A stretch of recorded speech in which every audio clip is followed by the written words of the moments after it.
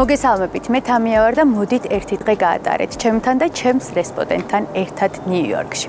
გამომდინარე საზოგადოების დიდი ინტერესისა გადავწყვიტეთ თემურ თვალავაძე ჰემილტონის მეორე ეპიზოდის ჩაწერა. ამიტომ წამომღებით.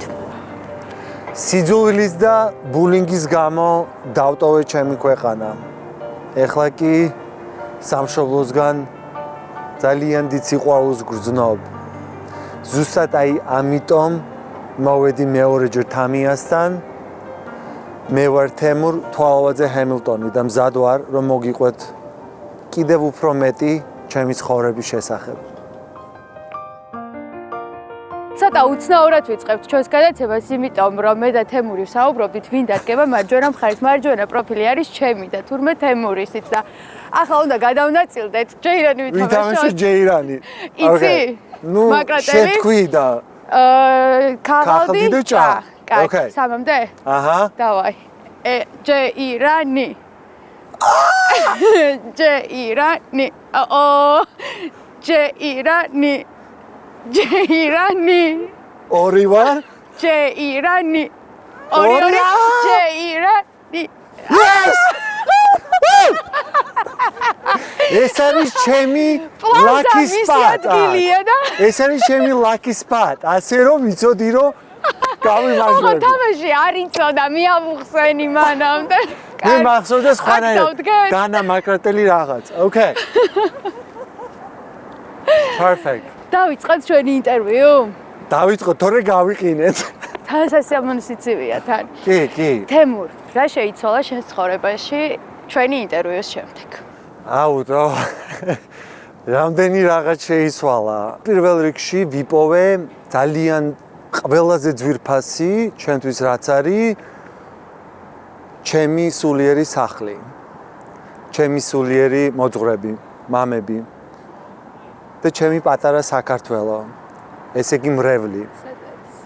ეს არის მანჰეტენზე, Lower East Side.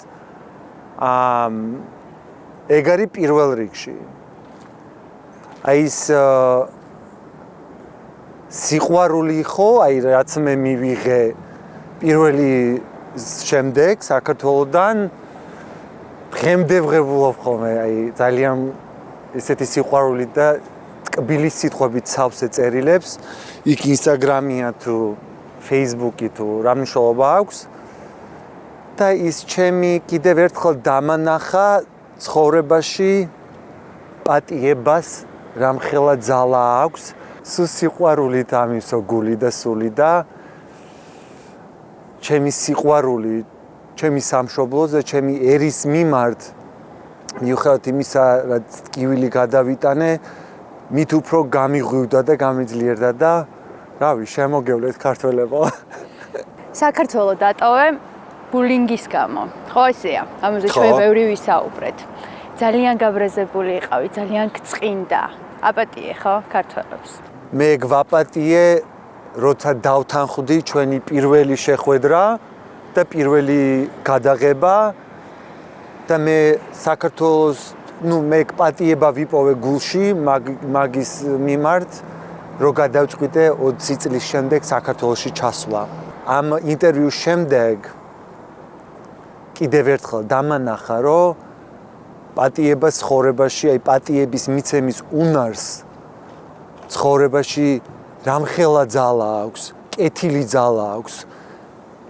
და მე ამისთვის პირადად შენი ძალიან დიდი მადლობელი ვარ, იმიტომ რომ შენ მე დამეხმარე და მაჩუქე ის, რაც ჩემი აზრით და ვიცი რომ ცხოვრებაში, აი რაც მაკლდა, რაც წამოვედი აქეთ,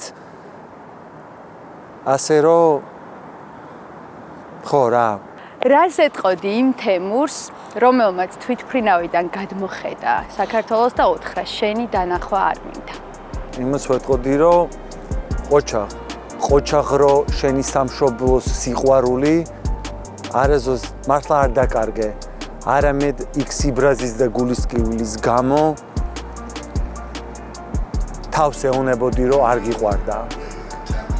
ასე რომ ყოჩაღ თემოს, ცი როგორ მიყვარს ამერიკა, მაგრამ როგორ უნდა მიყვარდეს მე ამერიკელები თუ ჩემი სამშობლო და ჩემი ერი არ მეყვარება. მინდა წარგედგინოთ ჩემი გადაცემის სპონსორი ბოქსეტი, საერთაშორისო გადამზიდი კომპანია, რომელიც საქართველოსთან ამერიკის ნებისმიერ შტატში და მსოფლიოს ნებისმიერ წერტილში ახორციელებს ამანათების გაგზავნას. ასევე აქვთ ძალიან კარგი სიახლე ამერიკაში მცხოვრები ქართველებისთვის. თქვენ შეგიძლიათ საქართველოსთან ამერიკის ნებისმიერ შტატში გამოაგზავნოთ პირადი გზავნილები, რაც მთავარია ძალიან მოკლე დროში, ბიუჯეტურად და კარამდე მიტანით. ადამიანები, რომელსაც ძალიან აინტერესებს საზოგადოების აზრი. რას ეტყოდი მათ? რაც არ უნდა კარგად ან სწორად ცხოვრობდე ცხოვრებას თუ სიკეთით, იქ ყოველთვის არის ის ადამიანები, რომლებსაც შენ არ მოეწონები. არ აქვს მნიშვნელობა რის გამო ცხოვრებაში. ან განგჟიან, ან ცუდად იტყვიან რა, ან ცუდი პასუხი ექნება ჩვენს აქციელზე ან ცხოვრების წესზე. და მე ეს ერთი წესი მაქვს ცხოვრებაში. იყავი მადლიერი იმ ხალხისთვის, იმ ადამიანებისთვის, ვისაც შენ უყვარ ხარ, ვინც შენ ხარს გიჭერს. ასე რომ ეხა მე სავსდიო ყველას, ვისაც არ მოწონა ღმერთმა კარგად გამყოფოთ, მე მაინტერესებს ის ადამიანები და ის ხალხი, ვისაც მე ვუყვარ ვარ, ყველას თავს ვერ მოაწონებ ვერასო, სადაც არ უნდა იყოს. ბოდიში ხანდახან მისჭირს ხოლმე ქართულად, ლექსიკონი არ მყოფნის. მოგვიყევი შენს პატარა საქართველოზე ნიუ-იორკში. როგორია ის? აუ. როგორ მიგიხო? აქედან დავიწყოთ. პირველი გადაცემის მერე ხო ქართველები სულ ქუჩაში მაჩერებდნენ და თემური და გამარჯობა და ძალიან დიდი სიყვარული მივიღე და მერე იყო კიდევ რომ ცენტრალურ პარკში როგორც ყოველთვის სეირნობდი და რაღაცა მიგრძნო გულში რომ მუსიკას დაუწია, იმიტომ რომ ნაუშნიკები მეკეთა AirPods anyways. ვიღაცამ რომ მოგესალმოს რაღაც აცუდათ არ გამოგივიდეს და რო ყურადღება არ მიაქციოთქო. ზუსტად ეგ რომ მოხდა. სადღაც 2 წუთში მესმის ეს მოდის რამოდენიმე ადამიანი, მაგრამ ხედავ, მაგრამ თან მესმის თემური არისო და ეგრევე მივხვდი რომ ქართველები და შემოbrunდი და ძალიან საყვარელი ოჯახი, თიკო იყო თავის ძმასთან და მშობლებთან ერთად. ვინც აღმოჩნდა ამავე დროს მამიდაჩემის მოსწავლე საქართველოში. Anyways, და დავიწყეთ საუბარი ძალიან თბილად, შემდეგ სადილზე გავედით ოდა სახლში, აქ მანჰეტენზე და მაშინ მითხრა ეკლესიაზე ჩამოვარდა რწმენაზე ლაპარაკი და მაშინ მითხრა ძალიან გთხოვ თემა, მოდი ჩვენთან სამრელოს გიცნობს, ძალიან გაუხარდებათ და მოდიო. და მე მეგონა ბრუკლინზე მეუბნებოდა რა ძალიან შორს არის. და არა მაგ როდის მოვიდე მეთქე რა შორს არის თქო და მაშინ მითხრა არა მანჰეტენზე არისო Lower East Side-ში ქართული პატარა ეკლესიაა. და მაგას გამეორება ხო არ ჭირდებოდა და მეორე დილით უკვე იქ ვიყავი. როგორ მიგიხეს?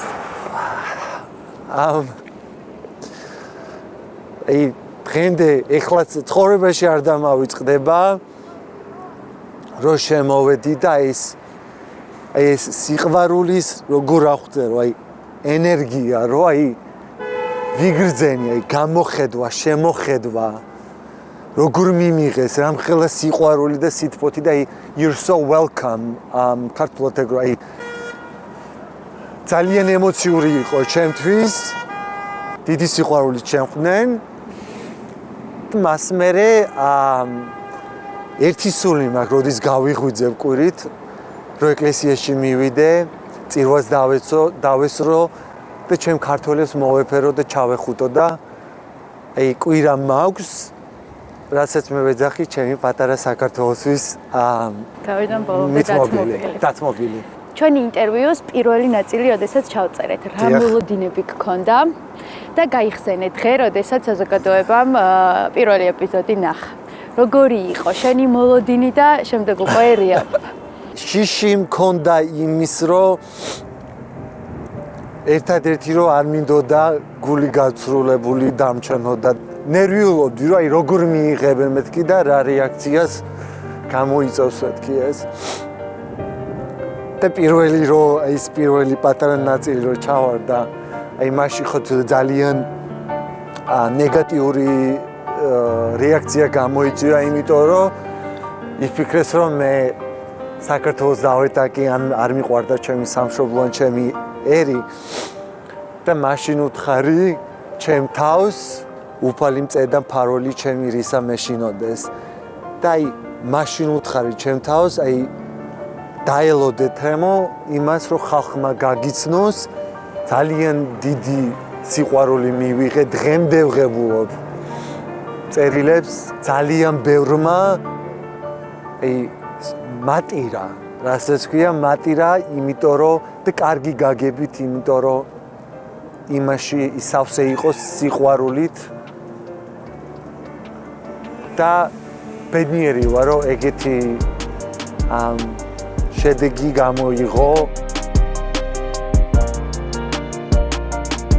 ეს ადგილი სადაც ახლა ინტერვიუს წერთ შეარჩიე შენ აჰა კითხე რატომ თქვა და ამას აქვს თავისი ისტორია ხადა ხა ჩვენს მეყურებელსაც უთხარი მოდი ეს დავიწყოთ სადღაც იყო ალბათ 1996 სადაც ვიყავით 11-12 წლის რომ შეაი დავიწყე Home Alone სახში მარტო ფილმის ყურება რამაც შემაყვარა მე და გამაცნო საერთოდ ამერიკასთან და მეორე ნაწილში როცა ნიუ-იორკი და შემდეგ პლაზა სასტუმრო გავიცანი როგორ აი გუშინდელი რით მახსოვს მეგობრებთან ერთად ვიჯექი ხოლმე რომ უყურებდი ან ისეც და სულ როგორც კი პლაზა გამოშვებოდა შევბრუნდებოდი და ეს 12 წლის თემური მეგობრებს ვეუბნებოდი რომ ერთი დღე მეთქი აი ზუსტად ამ ადგილში მე ვიცხოვრებ მეთქი და ნუ რა თქმა უნდა ხო ყველა დამცინოდა მე გიჟი ხარო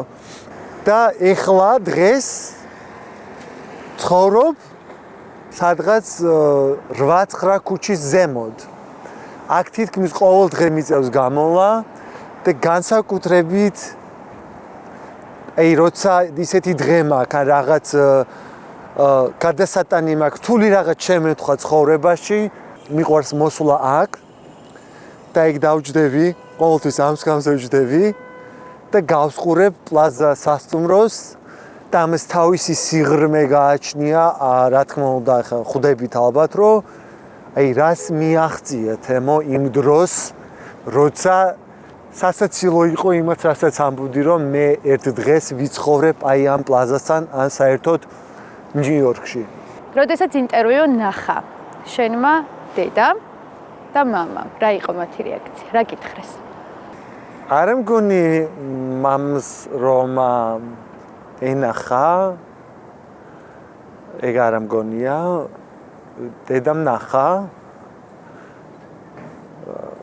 იქ იყო ბევრი ემოციები მაგრამ ცოტა პირადულად შევინახა like იქ იყო დიდი ემოციები ცუდი არა კარგი მაგრამ ალბათ არ ვიცი I don't know cut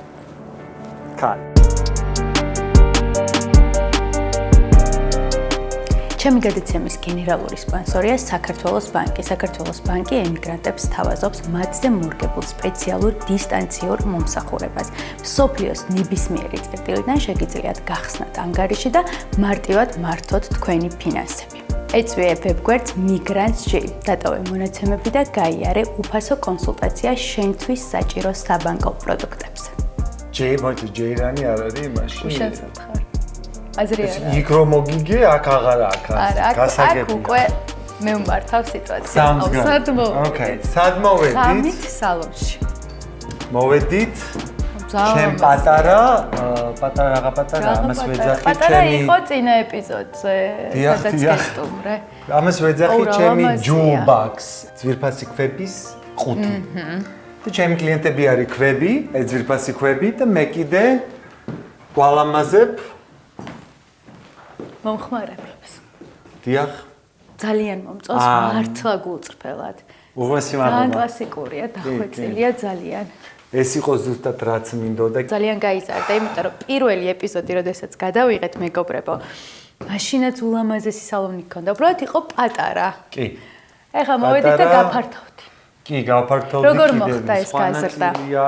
ბევრი რაღაცაზე უარი ვთქვი პირად სხვადასხვა სიამონებაზე, მატერიალურ სიამონებაზე, რომ აი ამისთვის მიმეღწია და სხვათა შორის იქ სადაც გადავიღეთ, ის ახალი დაწყებული რომ მქონდა, უკან იყო ძალიან პატარა ოთახი, სადაც ვცხოვრობდი. რომ შემეგროვებინა იმისთვის, რომ მიმეღწია ესეთი მოთმინებას ხო? არის უპირველეს ყოვლისა. ძალიან დიდი მნიშვნელობა აქვს. ვინ არიან შენი მომხმარებლები? ნიუ-იორკის ის 1%, ესე რომ ვთქვათ, იქ ფინანსურად თუ წარმატებით თუ პოლიტიკოსები, თუ ბიზნესმენები, აი თუ კი რამე პროფესია არსებობს, საუკეთესოებიდან საუკეთესო ზის ჩემს სკამში აქ. მე ეს ძალიან private არის, ამიტომ და ჩემ სოციალურ ქსელშიც ვერაზუსტ თითქმის ვერ დაინახავ რომ მე ჩემი მომხმარებელი ჩავსვა, იმიტომ რომ იმათ აი ზუსტად მაგიტო შევქმენი ესეთი სფერო, რომ აქ რო შემოხვალ, შენ ყველანაირად დაცული ხარ და ერთადერთი ადგილი, სადაც შენ შეიძლება მიიღო აი ეს თავისუფლება დღევანდელი აი სოციალური ქსელიდან, იმიტომ რომ ყველაფერი არის გამოფენილი, ეს ჩემ კლიენტებს, ჩემ მომხმარებლებს ძალიან უყვართ, მე ძალიან მიყვარს ესეთი ინტიმური როგორ უნდა მოხვდეს ადამიანი შენთან სალონში? ჩემთან რომ მოხვდე უნდა კონდეთ რეფერალი. აი რომ დამირეკო და მინდა მოსვლა, თუ ჩემ ერთ-ერთ მომხმარებელს არ იცნობთ, ვერ მოხვალთ. მე ვაშენებ ჩემ ბიზნესს ძალიან ნელად და მყარად. იმიტომ მინდოდა ჩემი საკუთარი ბიზნესი რომ ზუსტად ისე ყოფილიყო აწყობილი, როგორც თემოის გაუხარდება, ჩემი ენერგია, ჩემი ატმოსფერო მაქვს აქ და ჩემებურად განუძღვები ყველაფერს, ასე რომ მინდა ვიცოდე რომ მიახლოები დაუშვათ, მე თუ ვიღაცამ დამირეკა და მე თამიას მეგობარი ვარ, თამია მომაწოდა თქვენი ინფორმაცია, მე უკვე რაღაც წარმოდგენა მაქვს ეს ადამიანის მიახლოებით ვინ არის, არ მეჩხარება არსად, მაგრამ მე ყოველთვის ვამბობ quality over quantity, ესე იგი ეგ როგორ თქვა ქართულად ხარისხი და არა რაოდენობა. ხარისხი და არა რაოდენობა, დიახ. იმიტომ რომ დრო მოვა, რომ რამდენს უნდა მოვემსახურო ერთ დღეში, ხო? ასე რომ მირჩევნია, მე ჩემი ძვირფასი ქვები ამოვირჩიო ზუსტად ისე, როგორც მე გამეხარდება.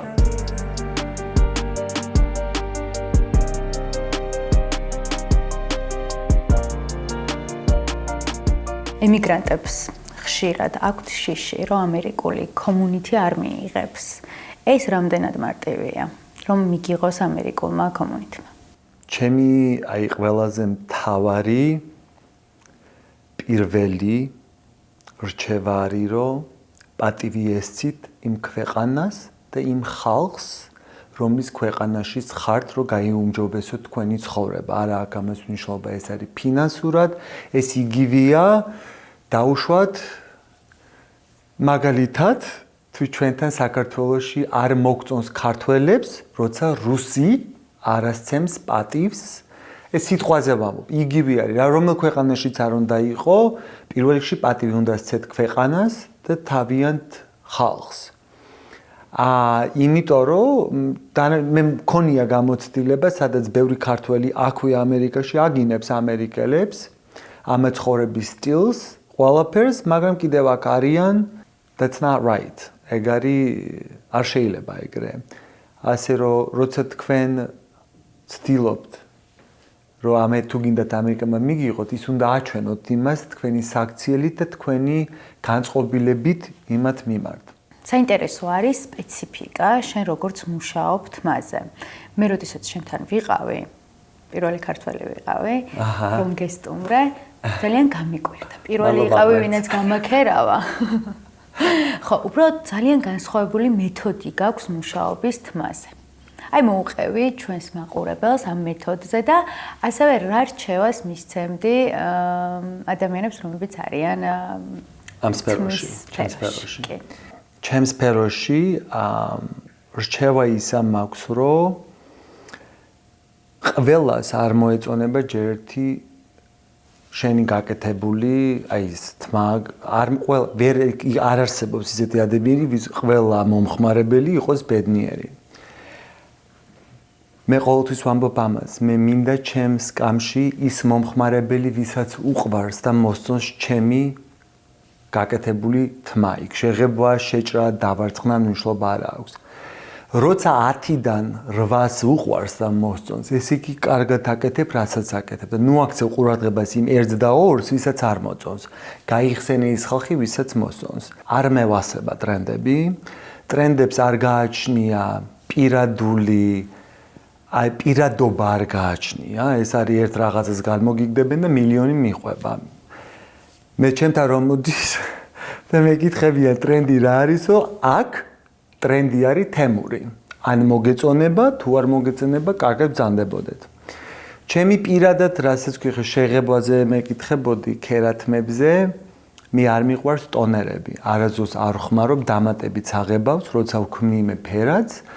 იმიტომ რომ ეხა სხვათა შორის Vogue-ისთვის მქონდა ეს ინტერვიუ, Vogue.com-ისთვის ჩემ პუბლიცისტთან ერთად. Anyways, რომ ამას ვამბობ ყოველთვის, ყველა თმას შიგნით აქვს თავისი ოქრო.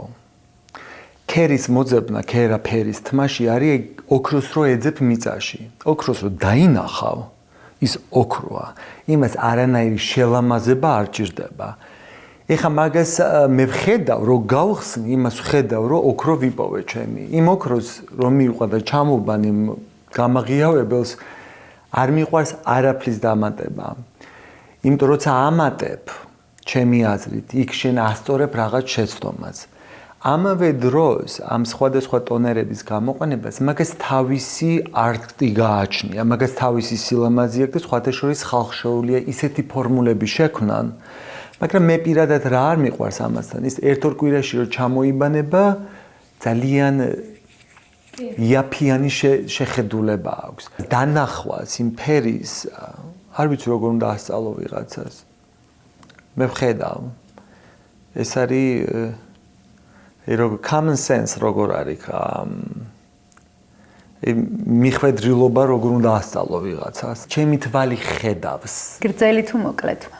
მშობა მე გრძელი, ხალზე გრძელი. ძალიან იშვიათია რომ გოგოს ჩემი აზრით გრძელი თმა ქალისთვის არის სექსი. მოკლე იშვიათად არის ისეთი გოგონები, ქალები, ვისაც ძალიან უხდება ის მოკლე, მაგრამ ჩემთვის სილამაზე ბიჭებზეც არ მიყვარს ძალიან აპარსული თმები, იმიტომ რომ თმას აქვს თავისი სილამაზე. თმა არის ერთადერთი გვირგვინი, რასაც ჩვენ მთელი ცხოვრება ვატარებთ და ეს არის შენი აიკონური გვირგვინი. რომ იპოვი შენ ლამაზ, მე თმის შეცვლა არც მიყვარს ბევრად. ჩემი კლიენტებმა, ჩემს მომხმარებლებს არ იცვლიან ხშირ. ის რომ იპოვი შენ თმას, რაც ძალიან გიხდება, ის რატო უნდა შეცვალო? აი ენა ვინთორი დაუშვათ Vogue-დან. ერთი აქვს, რამდენი ხანია, უკვე წლები და წლები, იმიტომ რომ ეს რაც არ უნდა გეცვლას, რაც არ უნდა დახატული კონდეს სახე, რაც არ უნდა ფეხსა, აი თმა თუ არ არის 100%-იანად დანარჩენი არ არის იგივე რა, თმა არის გვირგვინი შენი. რას ეთყოდი იმ გოგონებს, რომლებიც დეპრესიის გამო მიდიან და იჭრიან თმას? ან იღებავენ და ცდილობენ რომ ამით რაღაცა შეცვალონ? ეგ არის ძალიან კარგი შეკითხვა სხვათა შორის. ფრთხილად იყავით იმპულსიური თმის შეცვლა არავის არ ვურჩევ და თუ მოგივიდა და გააკეთეთ ეგ, იმედია მართლა მაგერის თმის სტილისტი შეხვდება და გირჩევთ კარგ რაღაცას. ის რამაც ეგ გამოიწვია თმა, თუ რო გადაიხოტროთ, ის იქ იქნება ისევაც რომ არ მგონი რომ ეგ არის მაგის პასუხი. ასე რომ არ გირჩევთ. სხვათა შორის ძალიან ბევრი მეკითხებოდა, აპირებს თუ არა გახსნას სალონი საქართველოში. სალონის გახსნა სიმართლე რო თქვა არ ვიცი. იმიტომ რომ მაგას გეკითხებენ, იმიტომ რომ ადამიანს უნდა ჩემი ხელები და ჩემი მომსახურება და არა მარტო სახელი თვითონ, ხო? ალბათ შეიძლება და როცა ჩამოვალ ხოლმე იქ იყოს განსაზღვრული რაოდენობა. მე არ მიყვარს უარის თქმა წინასწარ არაფერზე. ეხლა რომ მაგაზე ვფიქრობდი, არა. დანარჩენს თვითონ ბიზნესი როგორც წავა და გაიზრდება, ეგ ყველაფერს მაჩვენებს. თუ კი რაღაც შემიძლია შევქმნა საქართველოში დაასაქმებს ქართველებს ღვთისწყალობით. დღევანდელ საქართველოში რომ დაბადებულიყავი, როგორ ფიქრობ? მაინც წამოხვიდოდი ამერიკაში? არა, გამორიცხულია, იმიტომ რომ მე 18 წლის თემური ხა ვიყო საქართველოში. მე არ წამოვიდოდი. არ წამოვიდოდი, იმიტომ რომ იქ ძალიან დიდი ცვლილება საერთოდ მსოფლიოშიც და საქართველოშიც მოხდა ჩემ დროს. არც სოციალური ქსელი არ იყო, ყველაფერი იცოდა საზოგადოებამ და თაობამ, რაც განაგონი ქონდათ შინაგანად საქართველოში და მე პირადად მართლა ის სიკვდილი ყველა კუთხიდან მემუქრებოდა და ვიცოდი რომ იმ დროს მაგ ბრძოლას მე ვერ გავიმარჯვებდი იმ ხრივ რომ არ მგონი რომ ცოცხალი გადარჩენილიყავი. იმიტომ რომ იმდენად ისეთი პიროვნება ვარ რომ რას ქვია მე ესეთი ვარ და შენ მეტყვი მე არ მაქვს მაგის უფლება და დავეტაკე რქები დავეტაკე სულ ყველას და მე მაგას ჩემი აზრით რო არ წამოსულიყავი მჯერა რომ სიცოცხლეს შევწირავდი. ეს არ არის არჩევანი. კიდევ ერთხელ ვიმეორებ, ნათქვამი მაქვს მანამდე რომ როგორ შეიძლება მე ადამიანმა ესეთი რაღაც ავრიჩიო, როცა ცხოვრებაში ამხელა ტკივილი გადავიტანე და მივატოვე თუ კი ვინმეს ვიცნობი ან თუ კი ვინმე მიყვარდა ჩემ ცხოვრებაში მთელი ჩემი 18 წელი მივატოვე. ანუ როდესაც დარჩენილ ხარ საკუთარ თავთან მარტო, გიფიქრია რომ შენი ორიენტაცია არ ყოფილიყო ისეთი როგორიც არის? მიფიქრია იმაზე, რომ ჩემი ცხოვრება როგორ წავიდოდა, მე რო არ ყოფილიყავი გეი და ყოფილიყავი ჩვეულებრივი სექსუალური ადამიანი, ხო? როგორ არ მიფიქრია.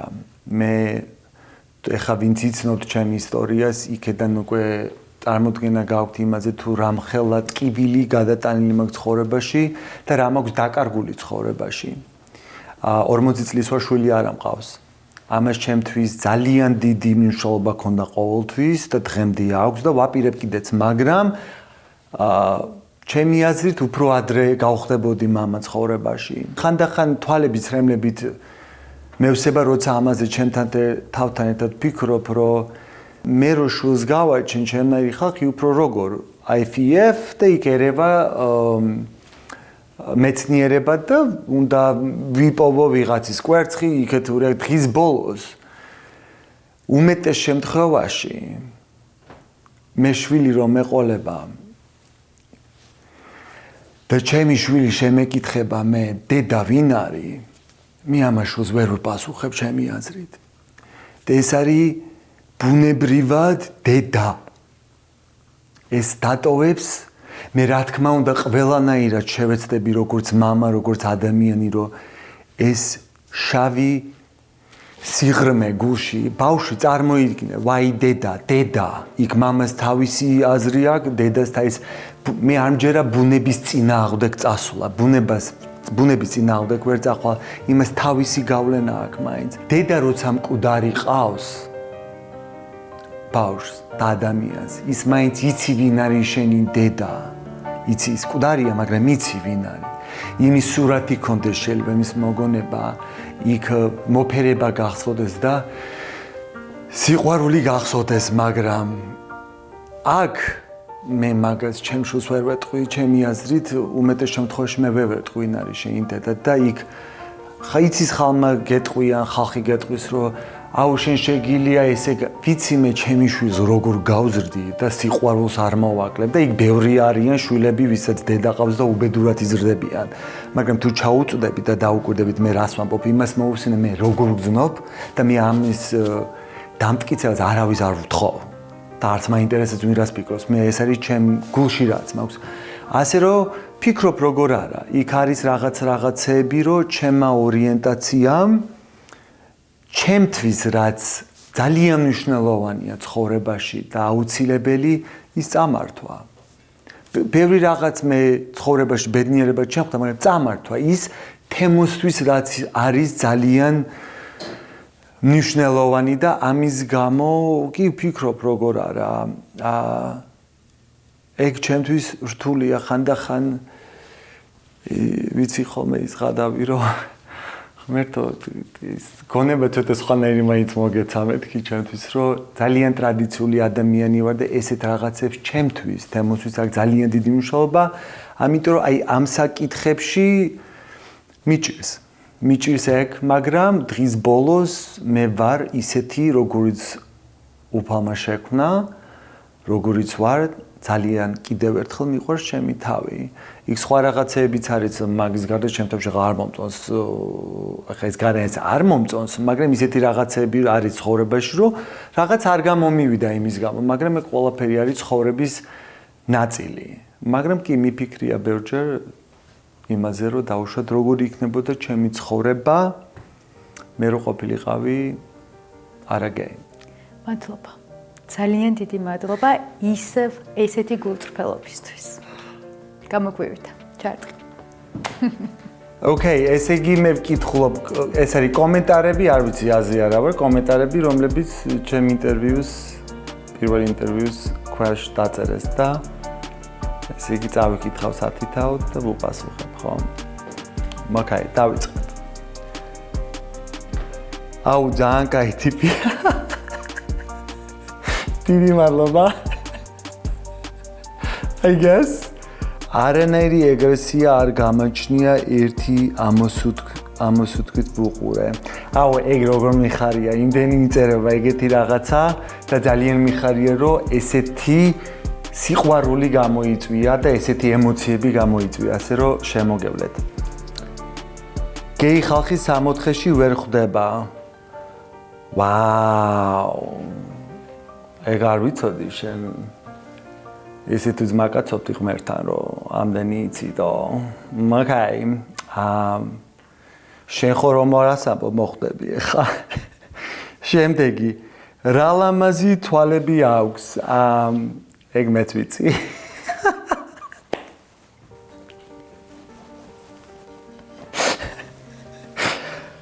საქართველოს დანახვა ახლაც არ უნდა როგორ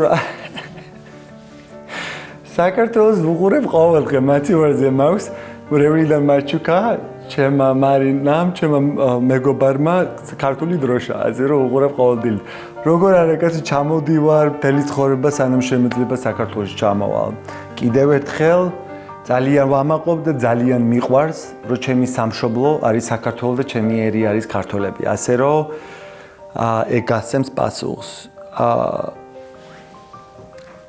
იცი რა კაი ბიჭი ხარ და რა ცუდი არჩევანი გააკეთე ისევ შენთვის ჩემთვის არა კიდევ ერთხელ